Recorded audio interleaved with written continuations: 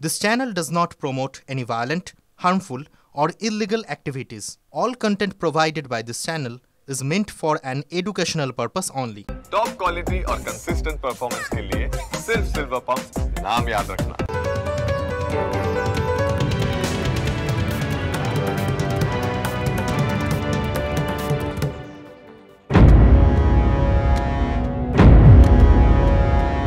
সেইগুলো পুলিশ তদন্ত করে দেখছে, এটা সুসাইড আছে না মার্ডার আছে এটা এই মুহূর্তে বলা মুশকিল আছে।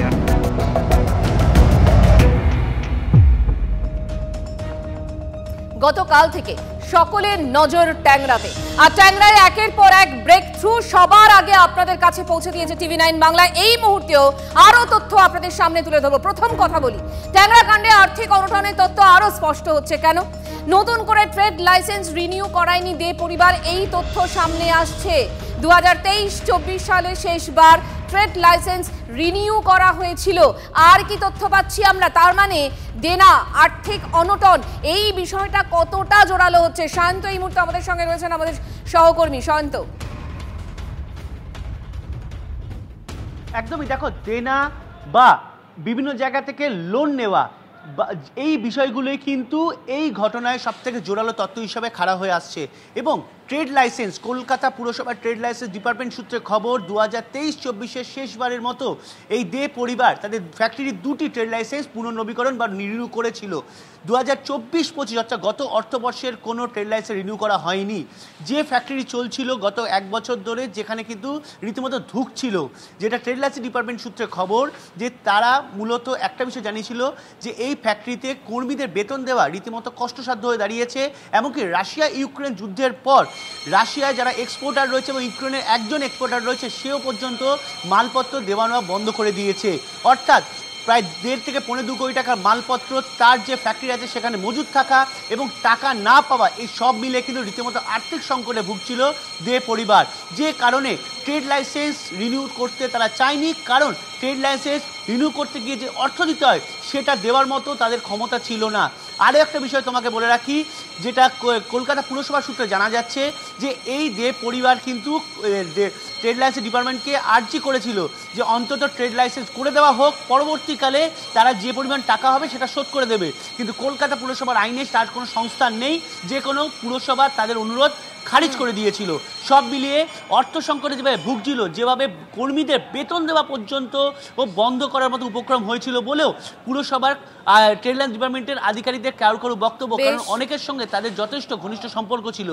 এই অবস্থায় তারা যে আর্থিক অনটনে ছিল এবং বিভিন্ন জায়গা থেকে ধার নেওয়া, ফ্যাক্টরির কাজ না চলা এবং মজুদ কাঁচামাল আনতে না পারা, বা যে মাল তৈরি হয়েছে অর্থাৎ কানাডিয়ান দেনা ছিল, যারা কর্মীরা ছিলেন তাদেরকে তারা স্যালারি দিতে পারছিলেন না, একই সঙ্গে ট্রেড লাইসেন্স রিনিউ সেটা করার মতো তাদের কাছে অর্থ ছিল না। সব মিলিয়ে একটা আর্থিক অনটনের মধ্যে ছিল দে পরিবার।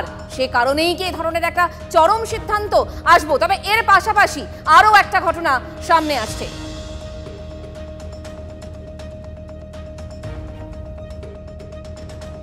মাঝে আমাদের সাথে অনেকবারই দেখা হয়েছে, কথা হয়েছে, প্রতিবারই একই কথা বলেছে যে তোমাদের টাকা মার যাবে না, আমি বেঁচে থাকলে তোমাদের টাকা তোমরা পেয়ে যাবে। আমার রাশিয়াতে আমি মাল পাঠিয়েছি, আমার ওখান থেকে পেমেন্ট আসছে না, রাশিয়া ইউক্রেনের যুদ্ধে টাকা আটকে গেছে। এটাই ম্যাক্সিমাম টাইম আমাদেরকে বলেছে। আর অরিজিনালি উনি কাউকেই পেমেন্ট করতে পারেনি। উনি রাশিয়ায় মাল পাঠিয়েছিলেন, রাশিয়া যুদ্ধ লেগে যাওয়ার পরে উনার ওখান থেকে পেমেন্ট আসা বন্ধ হয়ে যায়। ঠিক আছে, এইটা হচ্ছে প্রথম কারণ।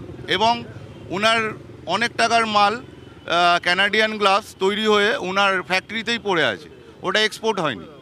ঠিক আছে, এই সব দিকে নানা দিকে রয়েছে। তারপরে আমি এটা শুনলাম উনি নাকি আমেরিকার কোনো কোম্পানিতে মাল পাঠিয়েছিলেন, কিন্তু কোম্পানিটা ভুয়ো কোম্পানি। তো আমার চোখে দেখা 2023-এর পর থেকে পুরোটা টোটাল টালমাটাল হয়ে গেছে। 2023 সালের নভেম্বর থেকে বাকি। 35 লাখ টাকা বাকি। আমাদেরকে পেমেন্ট করবে বলেছিল, কিন্তু করতে পারেনি। বাজারে কত কোটি টাকার ওনাদের দেনা রয়েছে সেটা আমি কত কোটি টাকা বলতে পারবো না, কিন্তু অ্যাপ্রক্স কোটি টাকার উপরেই দেনা হবে। ওনার কারখানায় লেবার পেমেন্ট পুরো ঠিক ছিল, কোনো অসুবিধা ছিল। হতে পারে একটা কারখানা চালাতে গেলে আগে নিজের কারখানাটা দেখতে হয়, আমরা সবই মানিয়ে নিয়েছিলাম, কিন্তু উনি যে এমনি করবে আশা করতে পারি। হ্যাঁ, ব্যবসা বলতে দুর্গাপুজোর পর থেকে একটু ডাউন ছিল। পুজোর পর থেকে, পুজোর আগে অবধি ঠিকঠাক কাজ ছিল, তারপর থেকে একটু ডাউন হয়ে গেছে। কেন সেটা? সেটা আমরা কি করে জানবো? আমরা ফুরনের লেবার, মানে যতটা করি ততটাই আমরা পয়সা পাই। তো আমাদের এসব নিয়ে মানে কোনো অতটা জানতামও না, ঠিক বলতেও পারবো না। কারণ কোম্পানির জায়গায় থাকতো, নিজের মতন গাড়ি করে আসতো, লাভতো, অফিসে বসতো, আবার অফিস থেকে নিজের হিসাব কিতাব করে আবার চলে যেত। দুই ভাই ব্যবসা করতো?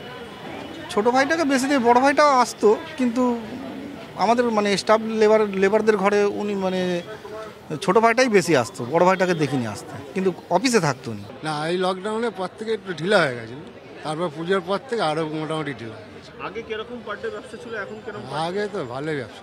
পার ডে অ্যামাউন্ট কিরকম ছিল ব্যবসা? এমনটা তো বলতে হবে সেটা, তাও বাইরে 15-20টা পার্টি মাল নিয়ে যেত। পুজোর পর থেকে এই মাসে হয়তো 1-2 আসে, যেরকম রিসেন্টলি 7-8 জন মাল নিয়ে গেছে। কোম্পানির কর্মীদের কথা শুনলেন তো? অর্থ সংকট ছিল এই দে পরিবারের। TV9 বাংলা সব খবর সবার আগে আপনাদের ড্রয়িং রুমে পৌঁছে দেয় এবং ট্যাংরা কাণ্ডের প্রত্যেক মুহূর্তের প্রতি ঘন্টায় ব্রেক থ্রু করছে TV9 বাংলা, এবং সেই খবর প্রত্যেক মুহূর্তের আপডেট আপনাদের ড্রয়িং রুমে পৌঁছে দিচ্ছি আমরা। আরও তথ্য রয়েছে, সপরিবারে আত্মহত্যার পরিকল্পনা নাকি আগেও করেছিল দে পরিবার, এই তথ্যও পাচ্ছি আমরা। হাসপাতালে পুলিশকে নাকি এমনই বয়ান দিয়েছে বড় ভাই প্রণয়। আর কি জানতে পারছি এ সম্পর্কে আমরা, কেন তারা এরকম ধরনের পরিকল্পনা করেছিল? সুশোভন আমাদের সঙ্গে রয়েছেন, কথা বলবো তার সঙ্গে। সুশোভন, দেখো, এই বয়ান পেলেও তদন্তকারীরা এটাও জানতে পেরেছে যে তখন কেন তাহলে করা হলো না। তখন করা হলো না এই কারণ বাকি যারা সদস্যরা তারা কিন্তু রাজি হননি, তাই পরিকল্পনা ভেস্তে যায়। কিন্তু তদন্তকারীরা যখন এই বয়ান পেয়েছেন, সেই বাড়িতে, অর্থাৎ যে একেবারে বাড়িতে তারা থাকতেন, সেই বাড়িতে এসে পারিপার্শ্বিক তথ্যপ্রমাণ সংগ্রহ করেছে। 3 জনের দেহ সেখানে পড়েছিল, সেই পুরো বিষয়টা তারা পর্যবেক্ষণ করেছেন। কিন্তু কোথাও যেন এই বয়ানকে তারা মেনে নিতে পারছেন না, কোথাও একটা তাদের অসঙ্গতি মনে হচ্ছে, বা কোথাও মনে করছেন যে আরও বয়ানের কিছুটা বেশি জানতে হবে। সেই জন্যই তারা তদন্ত চালিয়ে যাচ্ছেন এবং তারা মনে করছেন যে এই বয়ানটা কিন্তু বারবার তারা যাচাই করে দেখছেন। তার কারণ এর আগেও যদি পরিকল্পনা করে থাকে, আর যদি বাকি সদস্যরা তারা রাজি না হয়, যদি সেই পরিকল্পনা ভেস্তে যায়, তাহলে তার তো কিছু প্রমাণ থাকবে। সেই প্রমাণ কিন্তু এখনো পর্যন্ত তদন্তকারীদের কাছে শুধু তাই নয়, পরিবারের অন্যান্য সদস্যরা এর আগের বার রাজি হলো না, এবারে রাজি হয়ে গেল, সেটাই বা কেন? একেবারে এইটাই হলো সব থেকে বড় প্রশ্ন, এবং এইটাই তাদের সন্দেহ জাগাচ্ছে। তার কারণ দেখো, যেই বাড়িতে আর্থিক সচ্ছলতা নেই বলছে, কিন্তু তার আগে কোনো রকম কিছু বোঝা যাচ্ছে না। হঠাৎ করে একদিনের মধ্যে কি হলো, যেখানে সবাই ফোন সুইচ অফ করে দিচ্ছে, আর্থিক সচ্ছলতা নেই বলছে, হঠাৎ করে এতগুলো প্রশ্ন। এবং যদি তারা 1 সপ্তাহ আগেও এই ট্রাই করে থাকে, তাহলে তাদের মধ্যে কোনো ছাপ, তার মানসিকতা বা মনোভাবে কোনো একটা ছাপ আসবে, কোনো কিছুই বোঝা যাচ্ছে না। কিন্তু এই বয়ানটা কিন্তু তারা পাচ্ছেন, এই বয়ানটা তারা বারবার যাচাই করে নিচ্ছে, এবং কোথাও যে একটা অসঙ্গতি রয়েছে এটাও তারা বুঝতে পারছেন। কিন্তু ময়না তদন্ত করে কিন্তু অনেকটা স্পষ্ট হবে, এবং সেখান থেকে তারা বুঝতে পারবেন বলে আশাবাদী তদন্তকারীরা। অর্থাৎ প্রণয়ের বক্তব্যে অনেকগুলো অসঙ্গতি এখনো পর্যন্ত রয়েছে। এরই মধ্যে আরো চাঞ্চল্যকর মোড়, আরো চাঞ্চল্যকর তথ্য পাচ্ছি আমরা। প্রসূনদের মেয়ে প্রিয়ম্বদাকে খুনের তত্ত্ব আরো জোরালো হচ্ছে। গতকালই কথা আমরা জানিয়েছিলাম, যখন আত্মহত্যার তথ্য সামনে আসছে তখন এই খুনের তত্ত্ব আসছে। তার কারণ প্রিয়ম্বদা তার নাক থেকে বেরোনো যে ফ্লুইড, সেই ইঙ্গিতই করছে, মানে খুনের ইঙ্গিত করছে। কারোর যদি শ্বাসরোধ করে খুন করা হয় তাকে, তাহলে এ ধরনের ফ্লুইড বেরোয়, এমনটাই চিকিৎসকরা বলছেন।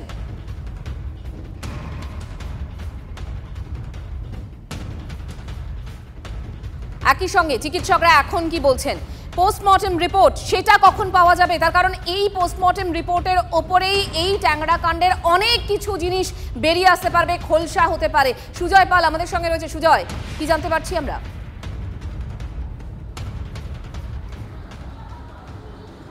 একেবারে দেখো, 3টি মৃতদেহরই গতকাল ইনকোয়ারি হয়ে গেছে, ইনকোয়েস্ট করা হয়েছে গতকাল, কারণ গতকালই দেহ উদ্ধার করার পর এনআরএস মর্গে নিয়ে আসা হয় এবং গতকালই ইনকোয়েস্টের প্রক্রিয়া সম্পন্ন হয়েছে। আজকে ময়নাতদন্তের প্রক্রিয়া চলছে এবং এই মুহূর্তে যে ঘরে ময়নাতদন্ত চলছে সেখানে পুলিশের টিম রয়েছে, তদন্তকারী অফিসার রয়েছে, ডাক্তারদের একটা টিম গঠন করা হয়েছে, সেই ডাক্তাররা গিয়েছে এবং পরিবারের সদস্যরাও সেখানে উপস্থিত রয়েছে এবং গোটা ময়নাতদন্তের প্রক্রিয়ার ভিডিও রেকর্ডিংও করা হচ্ছে।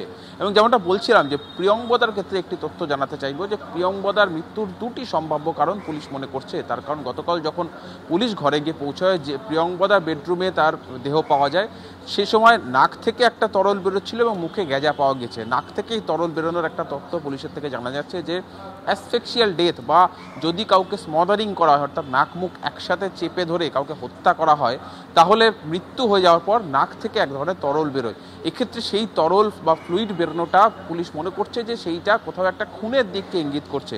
একই সঙ্গে যেহেতু মুখ থেকে গেঁজা বেরিয়েছে, সেক্ষেত্রে বিষক্রিয়ার সম্ভাবনাটাও তারা উড়িয়ে দিচ্ছে না, যে খাবার বা পায়েসে বিষে দেওয়া হয়েছিল, সেই খাবার খেয়ে হয়তো সে সংজ্ঞাহীন হয়েছে বা সে মারা গিয়েছে, তারপর মৃত্যু নিশ্চিত করার জন্য তাকে শ্বাসরোধ করা হয়েছে। এই সম্ভাবনাটাও জোরালো হচ্ছে। অর্থাৎ 2টি দিক সামনে আসছে, সেটা আর কিছু সময়ের মধ্যে ময়নাতদন্তের প্রক্রিয়া শেষ হলে সম্পন্ন হবে এবং বিকেল 4টা থেকে 5টা নাগাদ ময়নাতদন্তের প্রাথমিক তার মানে সুজয় খুন করা হয়েছে প্রিয়ঙ্বদাকে, এই বিষয়টাই তো সামনে আসছে। সেক্ষেত্রে পোস্টমর্টম রিপোর্ট অত্যন্ত গুরুত্বপূর্ণ। কটা নাগাদ পাওয়া যেতে পারে, নির্দিষ্ট করে কিছু জানতে পারছো?